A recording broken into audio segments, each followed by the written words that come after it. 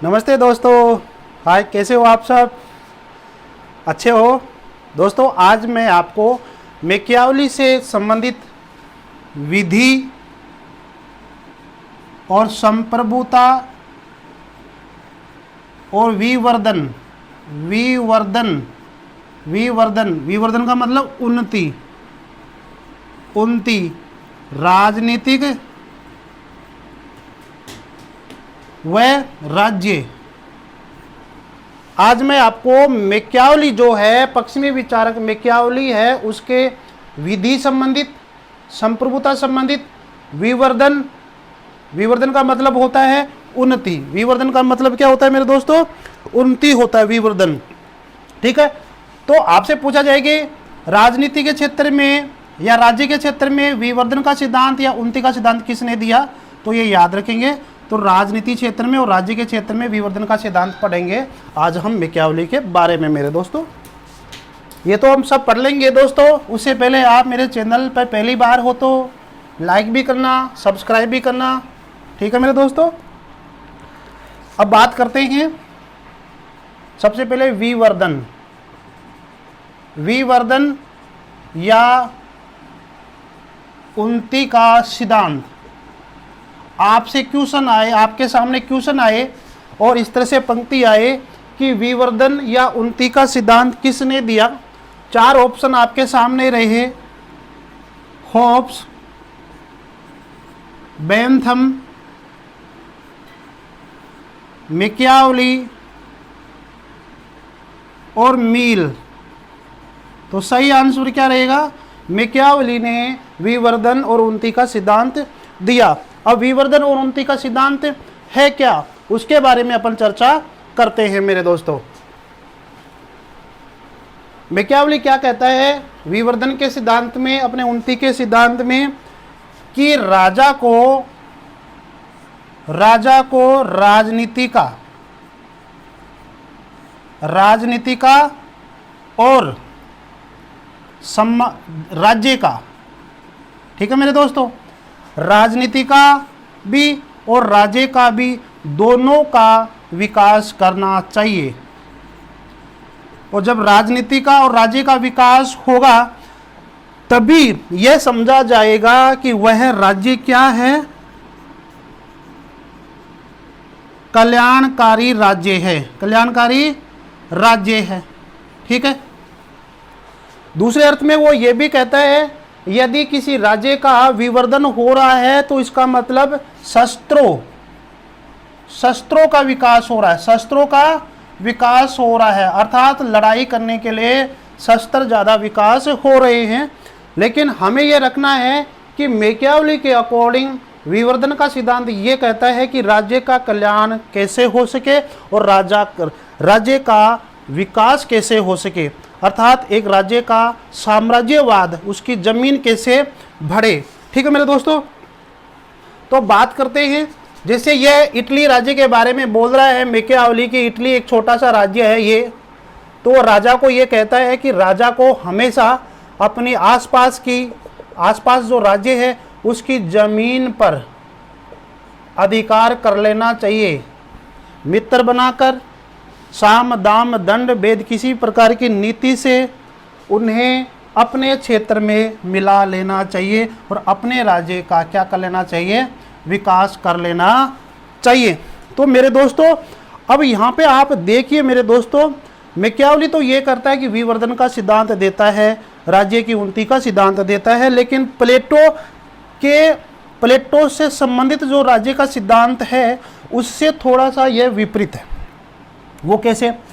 प्लेटो ने कहा था मेरे दोस्तों कि राज्य की जनसंख्या कितनी होनी चाहिए, 5040, यानी कि जिस राज्य की जनसंख्या 5040 हो गई वहाँ राज्य बना देना चाहिए, एक राज्य होना चाहिए। राज्य की अधिकतम जनसंख्या प्लेटो के अकॉर्डिंग कितनी होनी चाहिए, 5040। लेकिन ये कह रहा है मैकियावली की नहीं, राज्य की जनसंख्या बहुत ज़्यादा होनी चाहिए, जितनी ज़्यादा हो सके उतनी होनी चाहिए, और राजा को जनसंख्या के साथ साथ अपने साम्राज्यवाद को भी विकास करना चाहिए। तभी ये समझा जाएगा कि वहाँ के राज्य का विकास हो रहा है, वहाँ का साम्राज्यवाद बढ़ रहा है मेरे दोस्तों। तो ये बात कह रहा है, और इसी सिद्धांत को वह क्या कहता है कि विवर्धन का सिद्धांत या उन्नति का सिद्धांत कहता है। ठीक है मेरे दोस्तों, और इसी सिद्धांत के अंदर वो ये भी कहता है कि राजा को शासन कला, इन्हीं सिद्धांतों के अंदर वो ये भी कहता है कि राजा को शासन कला का ज्ञान होना चाहिए हमेशा, कि शासन कैसे करे उस शासन कला का ज्ञान होना चाहिए। भाई शासन कला का ज्ञान होगा तभी तो राज्य का विस्तार करेगा वो, तभी तो आसपास की जमीन को हड़पेगा वो। तो इस तरह की उसके पास कला होनी चाहिए। और वो कहता है कि शेर और लोमड़ी जैसे ही उसकी बुद्धिमत्ता, उसकी चातुर्य होना चाहिए मेरे दोस्तों। ठीक है, इसलिए वो कहता है कि यदि साम्राज्य का विस्तार चाहते हो, एक अच्छा शासन चाहते हो, एक राज्य का विकास करना चाहते हो, तो वो कहता है कि राजतंत्र सर्वश्रेष्ठ शासन है, सर्वश्रेष्ठ शासन है मेरे दोस्तों। राजतंत्र सर्वश्रेष्ठ शासन। राजतंत्र में भी कैसा? निरंकुश राजतंत्र सर्वश्रेष्ठ शासन प्रणाली है। इसी के द्वारा मैकियावेली के अकॉर्डिंग इटली जो देश है, इटली का साम्राज्यवाद बढ़ सकता है, इटली जैसा देश ज़्यादा विकसित हो सकता है, इटली देश की व्यवस्था सुधर सकती है। यही उसका विवर्धन का सिद्धांत, उन्नति का सिद्धांत कहलाता है मेरे दोस्तों।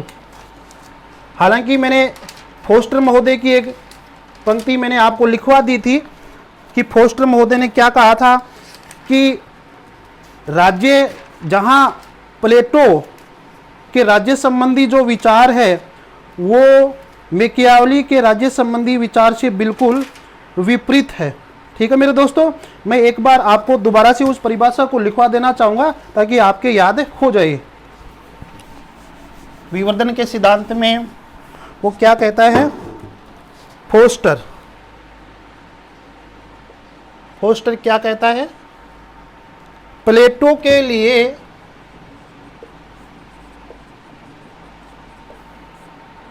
राज्य विस्तार की भावना जहां राज्य के रोग का लक्षण है, वहां मैकियावेली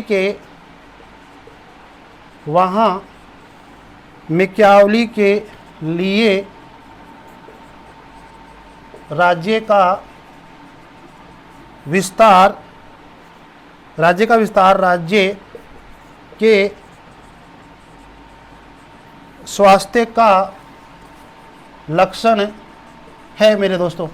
फोस्टर महोदय क्या कहना चाहते हैं? प्लेटो के विचार पढ़कर और मैकियावेली के विचार पढ़कर क्या कहना चाह रहे हैं कि प्लेटो के लिए, फोस्टर कह रहा है कि प्लेटो के लिए राज्य विस्तार की भावना जहां राज्य के रोग का लक्षण है। रोग का लक्षण क्यों बताया? क्योंकि प्लेटो ने कहा कि 5040 की जनसंख्या पर एक राज्य होना चाहिए, यानी कि राज्य की जनसंख्या अधिकतम कितनी होनी चाहिए? 5040, वही राज्य अच्छा हो सकता है। ये बात प्लेटो कह रहा है। ठीक है, तो इस बात को पकड़कर फोस्टर ने ऐसी मान्यता को, ऐसे विचारधारा को राज्य के लिए रोग का लक्षण बताया है।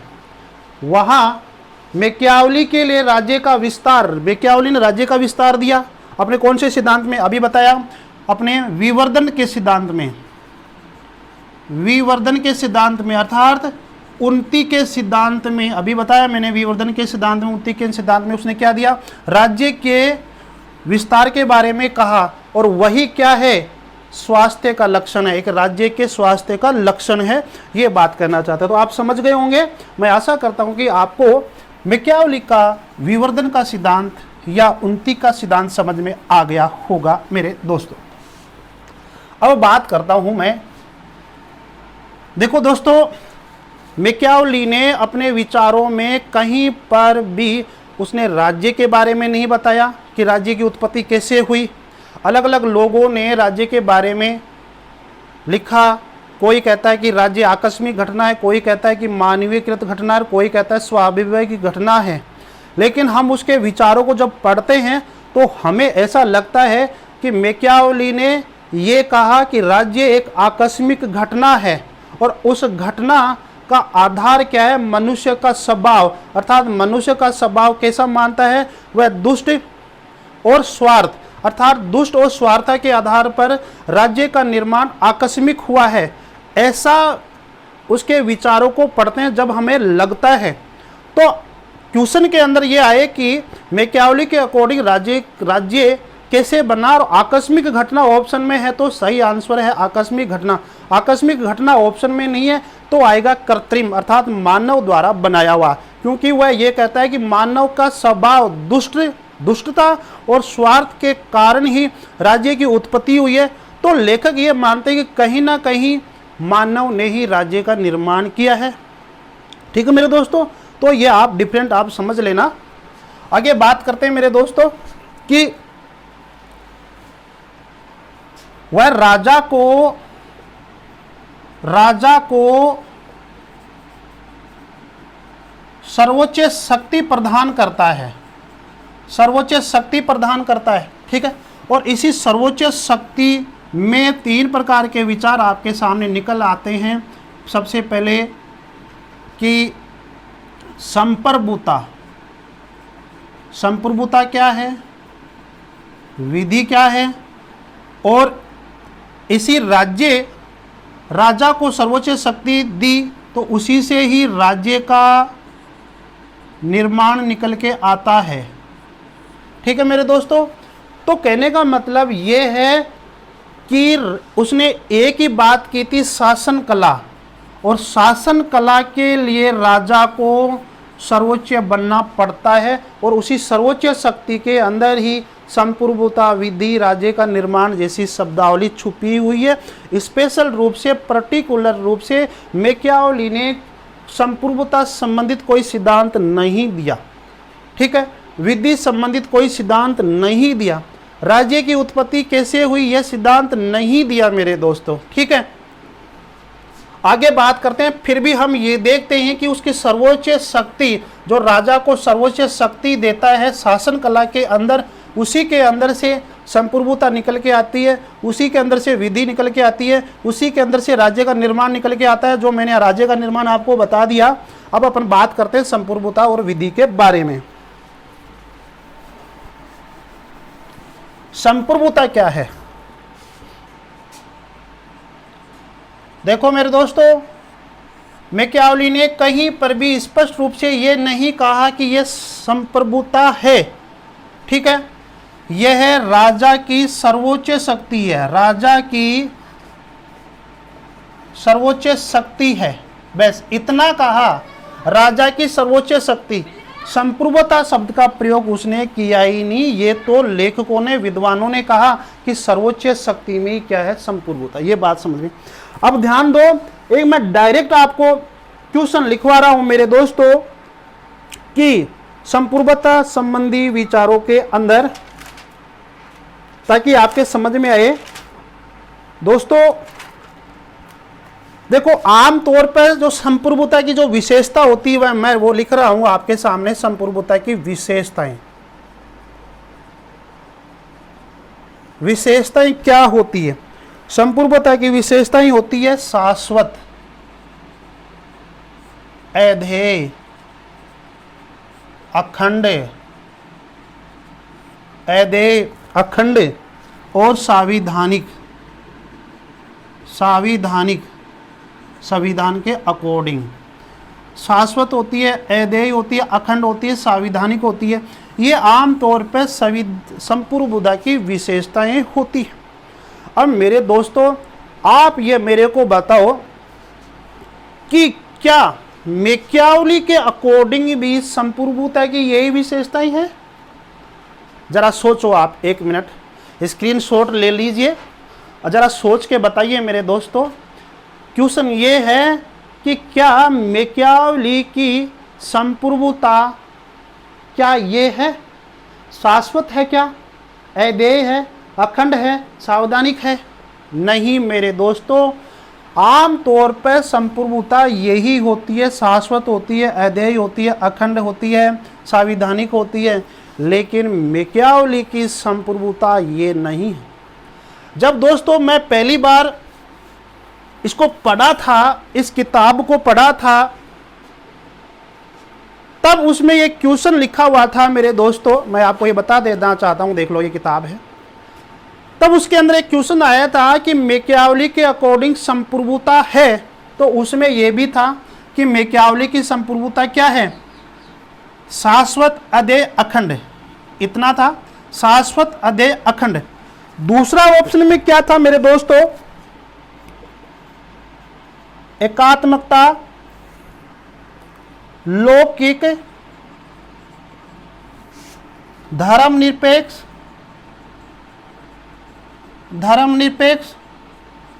व स्वतंत्र चेतना, स्वतंत्र चेतना। अब देखो, ये नहीं है मैकियावली के अकॉर्डिंग संप्रभुता। आमतौर पर संप्रभुता यही होती है, जब हम अवधारणा पढ़ेंगे, समानता, स्वतंत्रता जैसी जब अवधारणा पढ़ेंगे, संप्रभुता जैसी अवधारणा पढ़ेंगे, तब हमें पता लगेगा कि स्वतंत्रता, ये संप्रभुता की विशेषताएं ये होती है। लेकिन मैकियावली के अकॉर्डिंग ये नहीं है मेरे दोस्तों। अगर मैं 100% ये कह सकता हूं कि अगर बच्चों के सामने ये प्रश्न आए कि मैकियावली के अकॉर्डिंग संप्रभुता क्या है, तो ये टिक मार के आएंगे, इस पर ध्यान ही नहीं जाएगा। तो मैकियावली के अकॉर्डिंग संप्रभुता क्या है, तो आपका आंसर होना चाहिए कि संप्रभुता मैकियावली के अकॉर्डिंग क्या है, एकात्मकता है, लौकिक है, धर्मनिरपेक्ष है और स्वतंत्र चेतना से युक्त है। ठीक है, तो आप समझ गए होंगे कि वह व्यक्ति, वह विद्वान कौन है जो संप्रभुता की विशेषता, एकात्मकता बताता है, लौकिक बताता है, धर्मनिरपेक्ष बताता है, स्वतंत्र चेतना से युक्त बताता है। या आपके सामने अलग अलग क्वेश्चन भी आ सकते हैं कि मैकियावली के अकॉर्डिंग संप्रभुता की कौन सी विशेषता नहीं है। ठीक है, तो मैकियावली के अकॉर्डिंग संप्रभुता की कौन सी विशेषता नहीं है, आपके सामने आएगा। मैं पूरा लिख देता हूं। मैकियावली के अनुसार संप्रभुता की विशेषता नहीं है।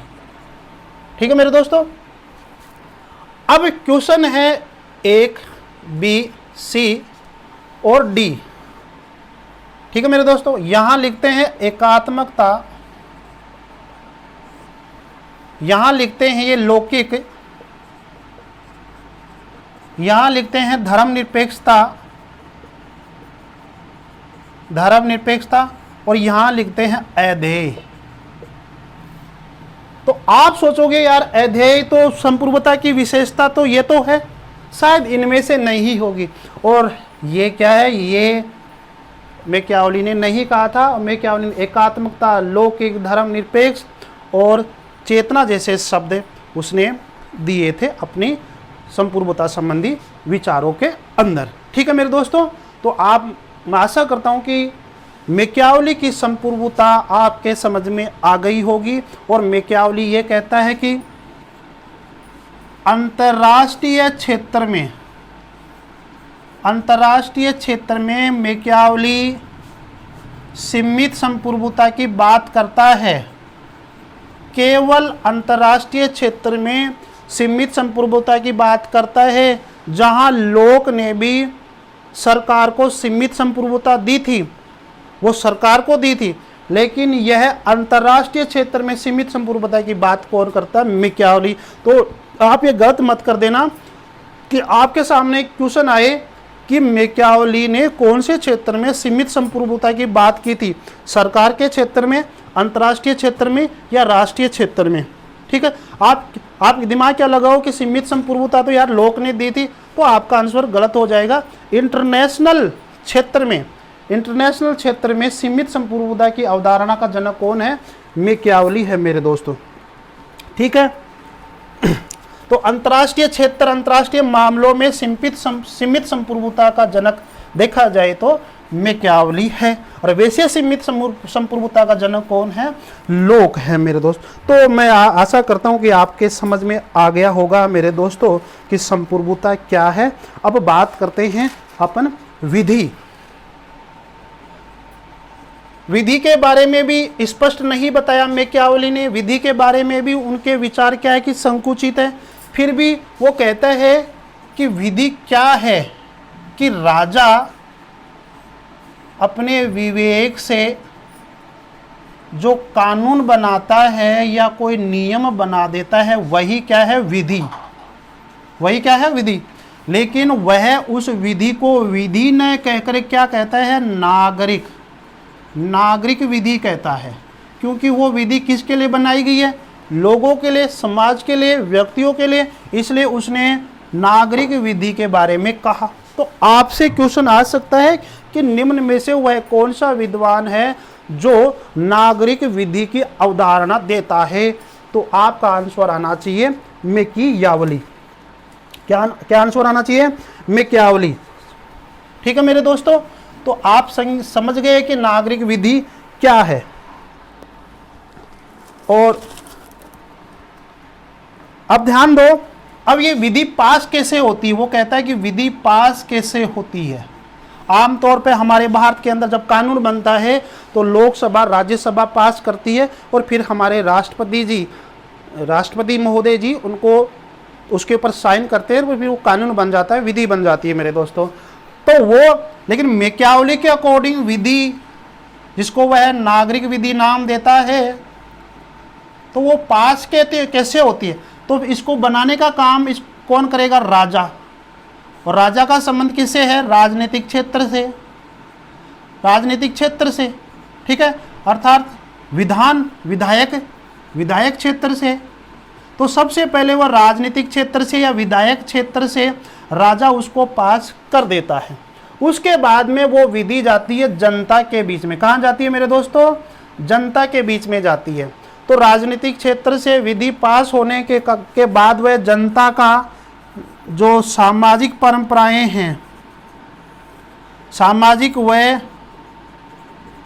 सांस्कृतिक जो परंपराएं हैं, सांस्कृतिक परंपराएं, ठीक है, तो कहने का मतलब है कि जो समाज के सांस्कृतिक जो संगठन है, सामाजिक संगठन है, वो इस विधि को पास करेंगे, इस नागरिक विधि को पास करेंगे। हम ये भी कह सकते हैं कि समाज की सामाजिक परंपराएं और समाज की सांस्कृतिक परंपराओं से वह नागरिक विधि पास होगी। उसके बाद में ही वह राज्य के अंदर, मैं राज्य बोलूं तो इसका मतलब आप समझे इटली देश। क्या समझोगे?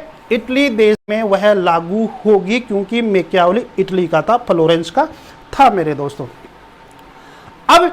अब यहां से वो राजनीतिक क्षेत्र से वो कानून पास हुआ, और फिर वो कहां से पास हो रहा है? सामाजिक परंपराओं से, सांस्कृतिक परंपराओं से। उसके बाद राज्य में लागू होगा। फिर देखा जाएगा कि इस कानून के द्वारा, इस नागरिक विधि के द्वारा समाज का भला हो रहा है, नहीं हो रहा है, वो बाद की बात है, लेकिन ये तो पास होने की बात है। जब जो कानून सामाजिक परंपराओं से, सांस्कृतिक परंपराओं से पास होगा तो हम अपन ये मानते हैं कि वह कानून अच्छा ही होगा। ठीक है मेरे दोस्तों। अब जब ऐसी परंपराओं से जब कानून पास होगा तो क्या होगा मेरे दोस्तों? अरे भाई, केवल हमारे तो लोगों का कल्याण होगा। लोगों का क्या होगा?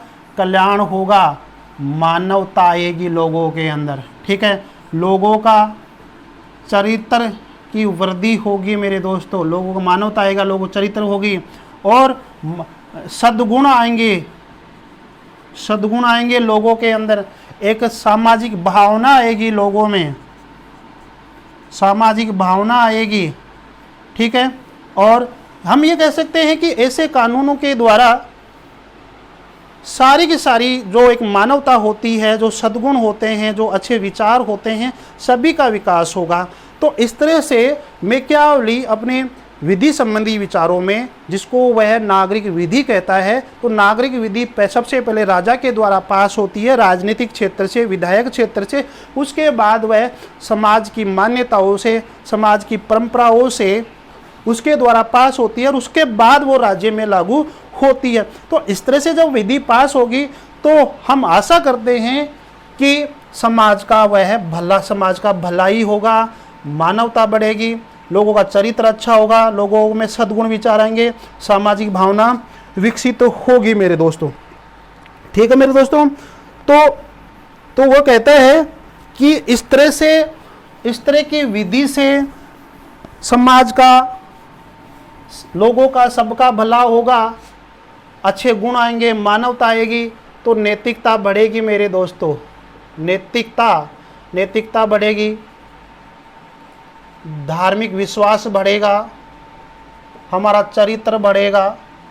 ठीक है मेरे दोस्तों, और हमारी जो भौतिक संपदा है उसका भी नुकसान नहीं होगा, क्योंकि समाज में जब सभी अच्छे लोग होंगे तो कौन व्यक्ति है जो दूसरे की संपत्ति को हड़पेगा और अपनी संपत्ति बनाएगा। तो समाज में सभी व्यक्ति जब अच्छे हो जाएंगे तो मुझे नहीं लगता कि मैकियावेली के विचारों के अकॉर्डिंग लोग भौतिक संपदा के लिए लड़ेंगे, क्योंकि वह कानून को इस तरह से पास करता है कि राजनीतिक क्षेत्र से पास होने के बाद वो सामाजिक संस्थाओं से, सामाजिक परंपराओं से पास होगा, उसके बाद में राज्य में लागू होगा। जब इस प्रकार का कानून बनेगा तो स्वाभाविक है मेरे दोस्तों कि समाज में नैतिकता बढ़ेगी, धार्मिक विश्वास बढ़ेगा, चरित्र बढ़ेगा लोगों का। ठीक है, लोग क्या होंगे, सद्गुण विचार वाले होंगे, लोगों में मानवता बढ़ेगी, और जब इस तरह की भावना होगी तो कौन चोरी करेगा मेरे दोस्तों। ठीक है, एक आत्मिक भावना लोगों के अंदर हो जाएगी तो भौतिक संपदा की चोरी नहीं होगी मेरे दोस्तों। तो ये मैकियावेली कहना चाहता है। ठीक है मेरे दोस्तों, तो वो ये भी कहता है कि जब राजा कानून बनाए तो बड़ी बुद्धिमत्ता से बनाए, चापलूसी लोगों से तो वह कभी कानून के लिए परामर्श उसे लेनी ही नहीं चाहिए, क्योंकि चापलूसी लोग कैसे होते हैं कि अपने स्वार्थ के लिए गलत कानून की राय दे सकते हैं। तो वह राजा को क्या कहता है कि वह राजा बुद्धिमान होना चाहिए मेरे दोस्तों। राजा क्या होना चाहिए, बुद्धिमान होना चाहिए। तो वह बुद्धि से ऐसे लोगों से या ऐसे मंत्रियों से सलाह ले जिससे कि कानून अच्छा हो, कानून चरित्रवान बने, और उस कानून से, उस नागरिक विधि से लोगों का भला हो सके मेरे दोस्तों। आए तो इस तरह से आप समझ गए होंगे कि नागरिक विधि क्या है मैकियावेली के अकॉर्डिंग। और तो एक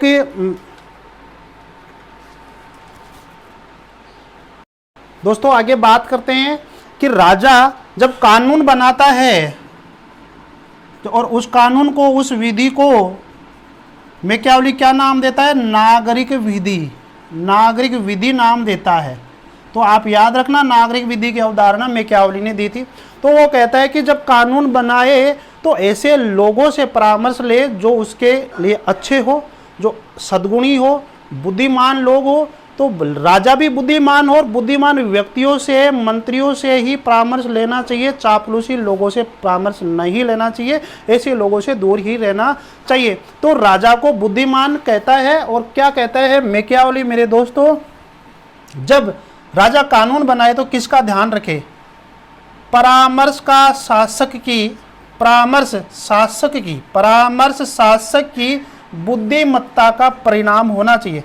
अगर हम किसी से परामर्श ले रहे हैं मैकियावेली के अकॉर्डिंग, मैकियावेली का जो राजा है वो किसी से परामर्श ले रहा है, तो वो परामर्श किसका परिणाम होना चाहिए, बुद्धिमत्ता, अर्थात बुद्धि से ही परामर्श लेना चाहिए कि अगला क्या कह रहा है, क्या कहना नहीं जा रहा है। ठीक है, आगे बात करते हैं।